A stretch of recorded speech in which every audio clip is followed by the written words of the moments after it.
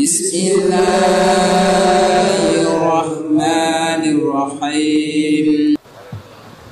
Assalamualaikum warahmatullahi wabarakatuh. Bismillahirrahmanirrahim.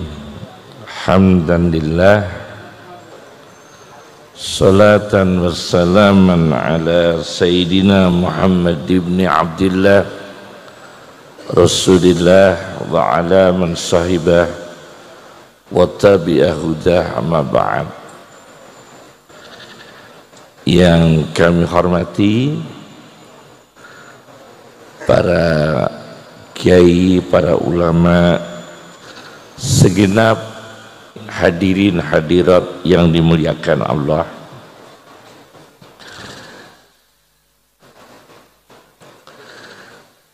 Dalam penelitian pertama saya ambil dari As-Sirah An-Nabawiyah,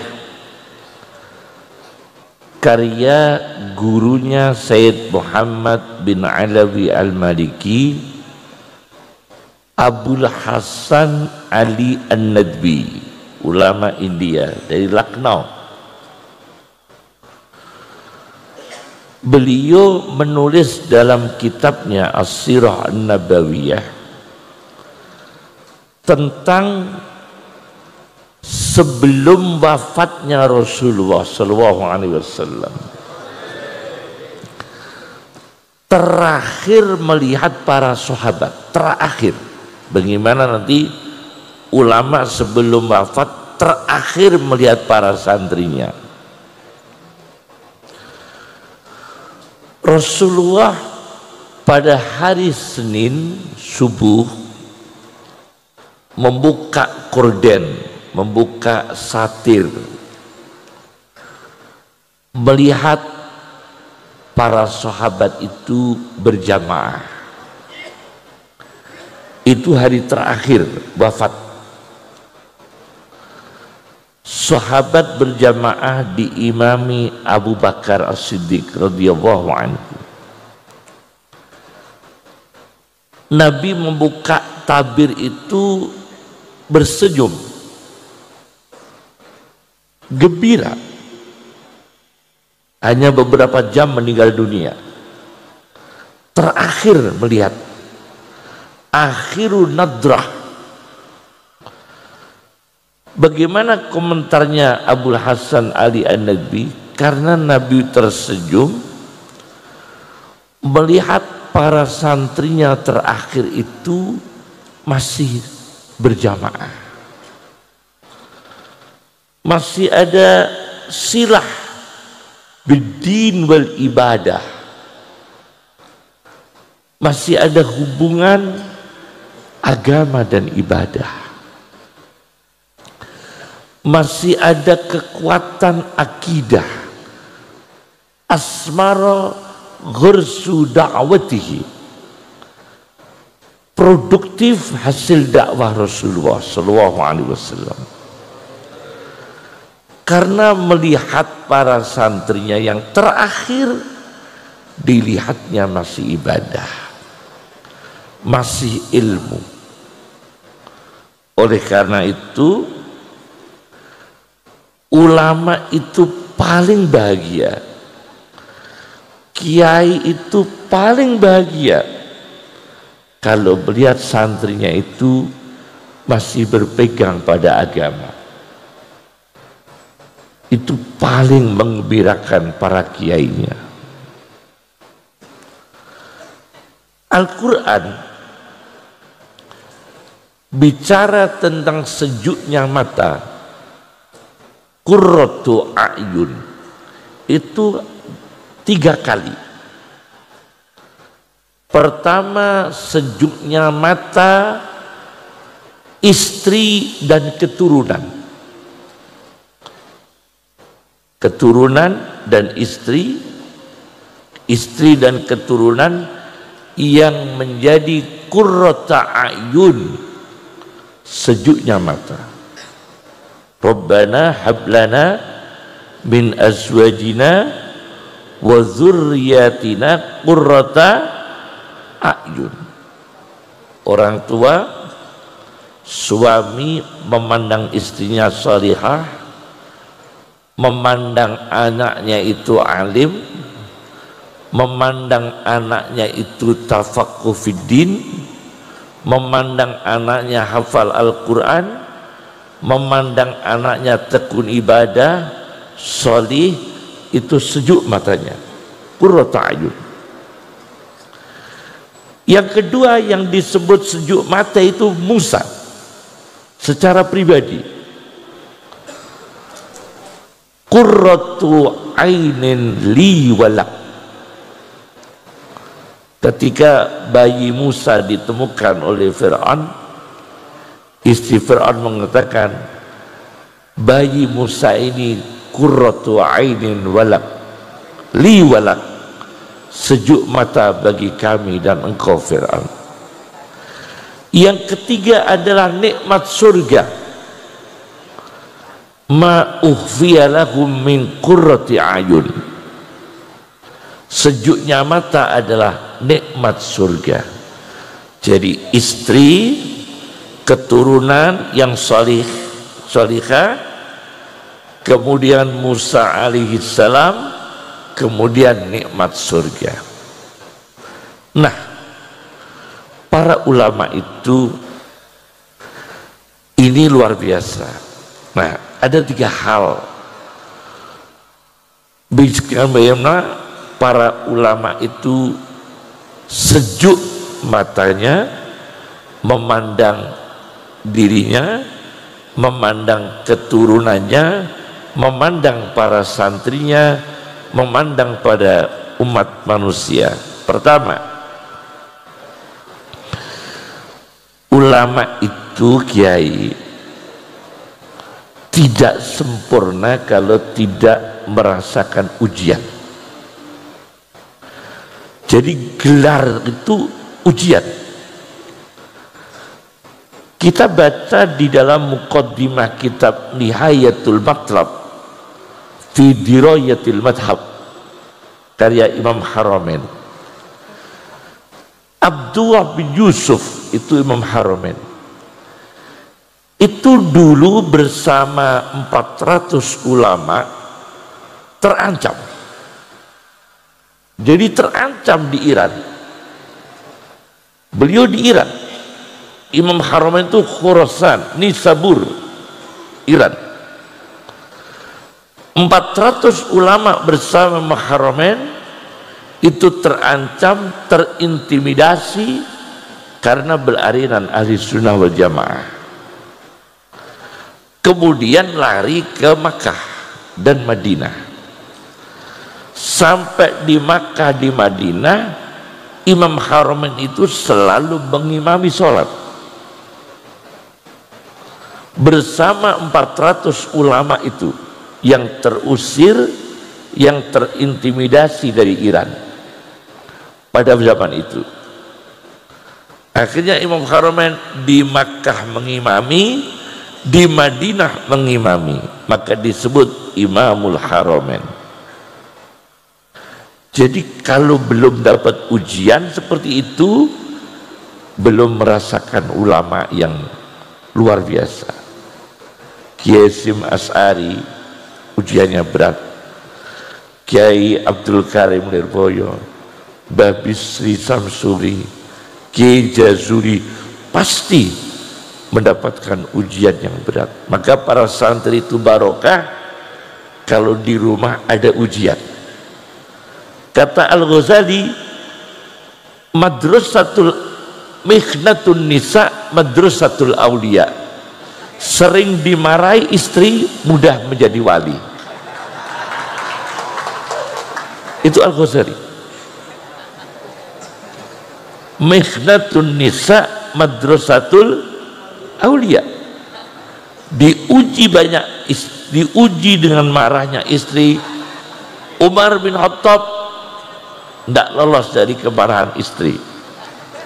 Sibawayh kitabnya dibakar oleh istrinya. Al-Qadhi Iyad yang punya Asy-Syifa, kitab manuskripnya dibakar oleh istrinya, maka lolos menjadi ulama. Jangan teruji kemudian malah judi online, malah pinjaman online. Itu bukan ujian yang bagus. Jadi ujian yang bagus itu memang dialami oleh para ulama besar. Yang kedua,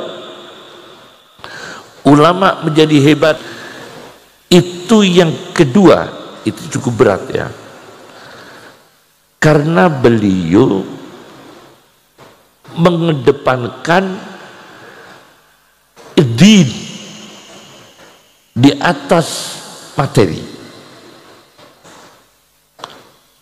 Ada satu buku kiai, Auladuna kaifa yahfadunal Quran. Anak-anak kita bagaimana bisa hafal Quran? Ada orang alim hafal Quran menyesal. Ada orang alim hafal Quran menyesal. Saya baca penyesalannya itu. La uridul Quran, aku tidak suka Quran.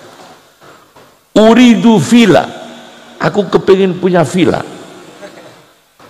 Uridu sayyarah, aku kepingin punya mobil. Uridu masna'a, aku kepingin punya pabrik. Itu orang alim dan hafal Quran. Apa yang terjadi? Orang alim ini tidur ya, bermimpi membawa mushaf di dadanya, bermimpi. Tidak lama kemudian ada seorang laki-laki datang dalam mimpi mencabut mushaf itu. Itu dalam mimpi. Mushafnya orang alim tadi yang tidak suka Quran, kepingin punya villa, kepingin punya mobil mewah, mushaf yang di dadanya itu dicabut dalam mimpi.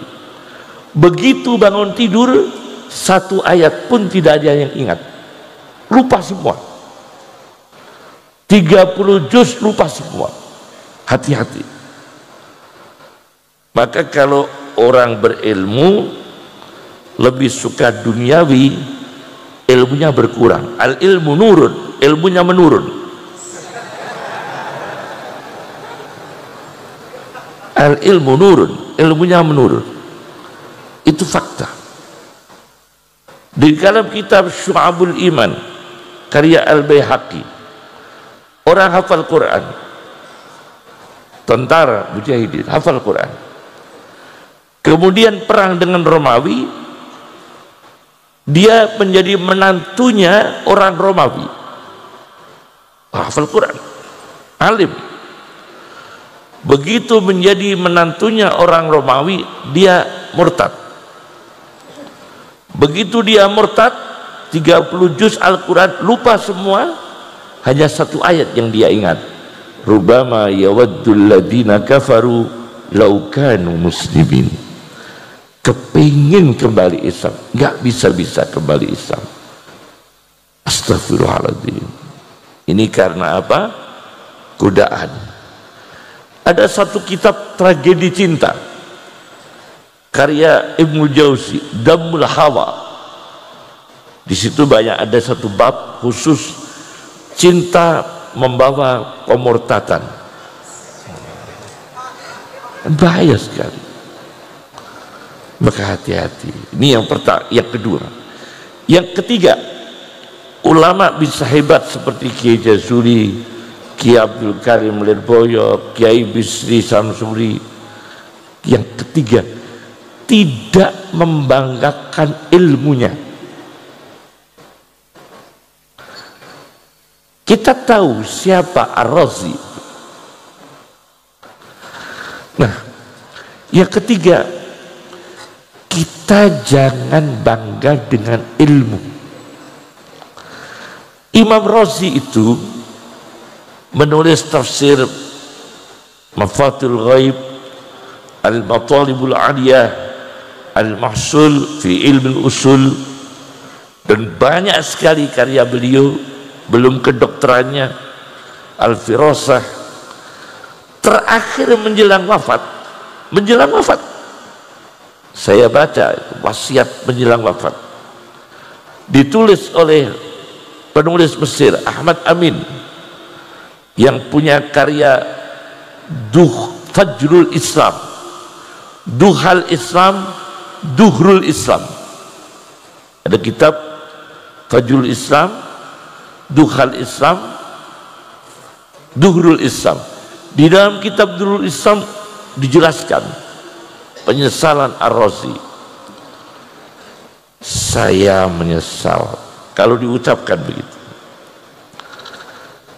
Ternyata setelah saya mempelajari banyak ilmu at-turuq al-kalamiyah, berbagai aliran-aliran teologi, wal manahij al-falsafiyah, metode-metode filsafat sekian banyak aku pelajari, tidak ada yang mengimbangi satu faedah yang aku temukan dalam Al-Quran. Ada. Itu pengakuannya orang yang sudah jadi. Ar-Razi, tidak aku temukan nikmat faedah seperti yang aku temukan dalam Al-Quran. Sudahlah, imanlah kepada Allah, menerima apa yang didawuhkan para masyayikh ahli sunnah wal jamaah, pelihara dengan baik. Tauhid kita dipelihara dengan baik, fikih kita dipelihara dengan baik. Jangan fikihnya Syafi'i, kalau begitu jadi travel umrah, jadi madhab lain. Karena travel umrah banyak darurat, banyak jamaah haji darurat. Begitu dia pembimbing travel, itu bisa berubah-ubah. Pagi Maliki, siang Syafi'i, sore Hambali, karena jamaahnya berbeda-beda. Saya pernah ketemu dengan Ustadz mengajar Fathul Mu'in. Dia mengunjung praktek manasik haji jam tertentu yang dilarang. Begitu malamnya ketemu saya di Mina, dipraktekkan sendiri. Loh, Pak Ustadz, tadi pagi jadi anak cerita itu tidak boleh, kok sekarang dipraktekkan? Lah gimana Kiai, saya sudah dibayar, kalian dibayar oleh jamaahnya. Nah berarti ini yang namanya apa ya, namanya thariqahnya beda.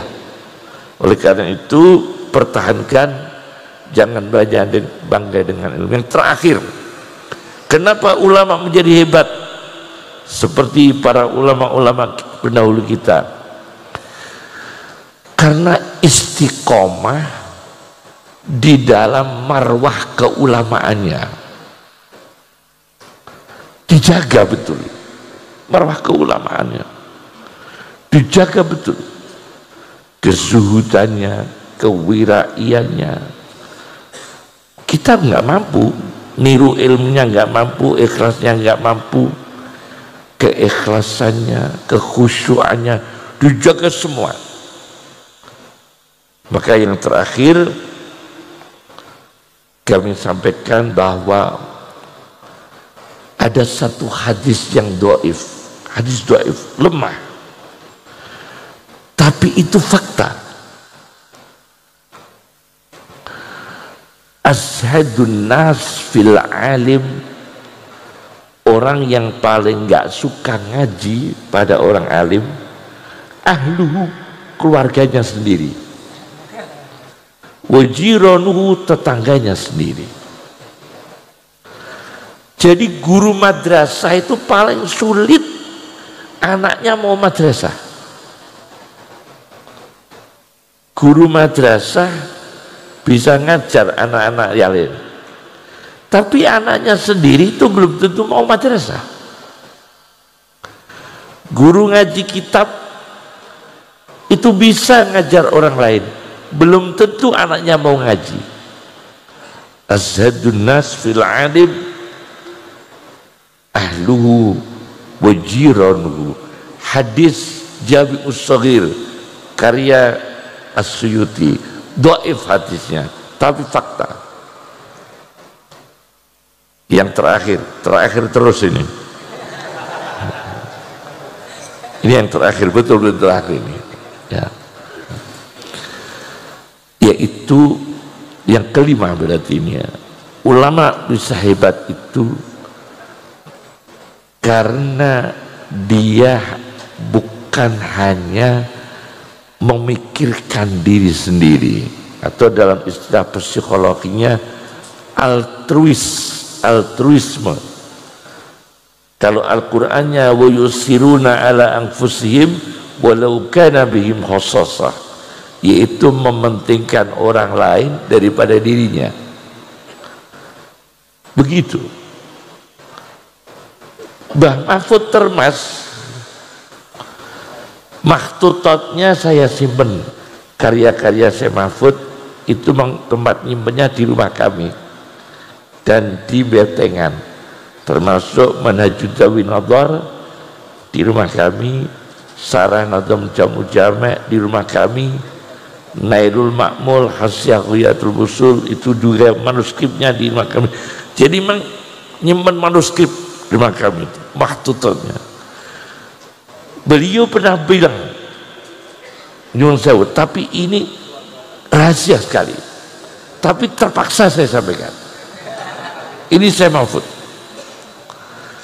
Waktu itu mbah saya, Mbah Wahab, Mbah Dalhar Watu Congol, sama Prof Adnan Solo, Rektor YIN pertama Jogja, masih ngaji bersama. Syekh Mahfud dawuh di depan para santri, padahal santri itu alim-alim semua. Mbah Hasim sampun kondur, sampun boyong. Mbah Bisi ada, Mbah Abdul Karim, Mbah Manat sampun jengkar kondur saking Mekah.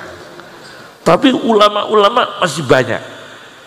Itu Mbah Mahfud bilang gini, tapi ini fakta karena saya dapat berita ini dari abah saya, dari Mbah Hasim Asy'ari, dari Mbah Khalid. Kakek saya juga 18 tahun mengaji di Syekh Mahfud, jadi tahu persis. Syekh Mahfud bilang begini, nangis kita kalau tahu. Khalil, Adnan, Abdul Wahab, Mbah Bisri, kok gak koyok zaman kakak-kakakmu. Kakak-kakakmu generasi yang luwih hebat. Disebutkan dua, adikku Dimyati karo telu Hashim, Mbah Hasim Asy'ari karo Abdul Karim, Mbah Manap. Disebut itu generasinya lebih hebat. Mbah Hasim, Mbah Dim, terus Kiai Abdul Karim. Adik kelasnya ada Mbah Khalil, ada Mbah Maksum, ada Mbah Bisri, ada Mbah Baidawi, kemudian Mbah Abdul Muhaimin, tapi lebih muda. Kiai Abdul Muhaimin lebih muda. Itu ulama masih hebat semua, ikhlas semua, hebat semua, wirai semua, dekat Allah semua, muqarrabin semua. Syekh Mahfud sudah mengkapling grade 1, grade 2. Nah terus kita bayangkan, kita ini grade berapa? Generasi kita ini KW berapa? Kan jauh sekali. Kemudian tahun 90 kami diutus Mbah Sa'al Mahfud, Kiai Haji Sa'al Mahfud. Tahun 90 saya masih kecil, masih remaja, SMA misalnya, sekolah SMA kelas 2. Bahasa Al-Mahfud sudah Islam belum bahasa tahun 90? Belum? Sudah ya? Belum berislam. Bahasa Al-Mahfud itu adik kandung ibu saya mengutus saya membawa surat ke Syekh Yasin Mekah tahun 90. Suratnya saya nggak tahu isinya. Saya disuruh ikoyum suratil. Saya bawa ke Mekah tahun 90. Persis peristiwa terowongan Mina. Sampai di sana Syekh Muhammad Yasin bin Isa Al-Fadani uzur kesehatan, opnam. Ulama besar Indonesia yang maha gurunya bangsa Indonesia. Begitu kondur dari rumah sakit, saya cepat-cepat ke sana. Didahului Mbah Hamid Baidowi, Kiai. Jadi Mbah Hamid Baidowi lebih awal sowan. Terus kami didahului Mbah Hamid, kowe ndak gergiswan, yum.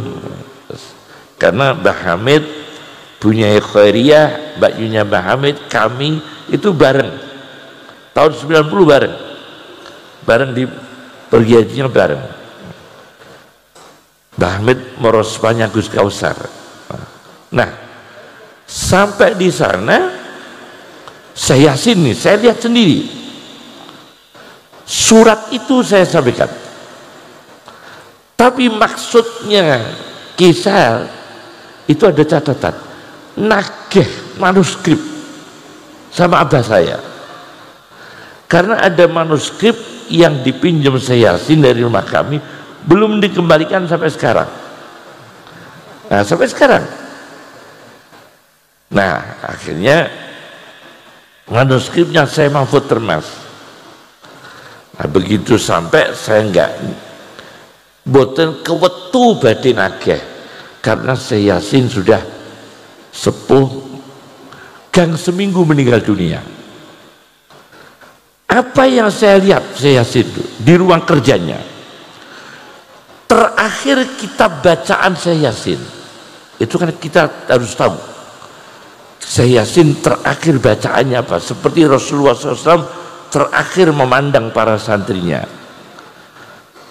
Saya Yasin terakhir bacaannya itu di ruangnya itu tidak ada kitab-kitab lain, hanya Musnadul Firdaus Lidailami, sebuah kitab hadis kumpulan Imam Dailami, namanya Surga Firdaus. Subhanallah, Syekh Yasin terakhir menjelang wafat di ruang bacaannya satu kitab yang berjudul Surga Firdaus.